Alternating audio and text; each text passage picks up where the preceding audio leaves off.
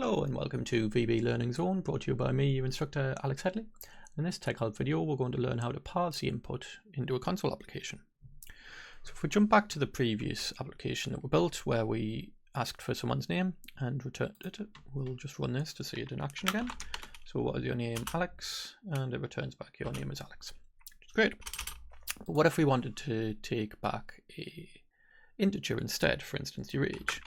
So dim age as integer, we'll say console.writeLine, and we'll ask what is their age,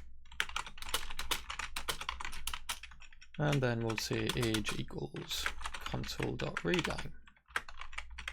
Now if we hover over readLine, it's saying readLine returns a string, but it is actually accepting the implicit conversion here. But if it didn't, we could say convert.toInt 32, depending on the size of the integer that we're expecting, but given that it's an age, you'd hope you wouldn't get too old. And then we can say console.writeLine, and we want to turn back your age is, and do that. And we can run the application.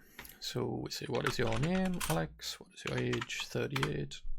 And you can see that there's been an error. It's saying that there's an invalid cast exception and it can't take a string and a number and put it together in the right line. So the easiest way around this is just doing a toString, rerunning the application, ask again, and age, and this time it's working with your age 38. So we have a number. What can we do with that number? Well, why don't we add 1 to it and tell the user that your age next year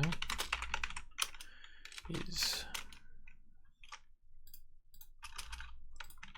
and see what happens this time. So what is your name? It's Alex. What is your age? 38.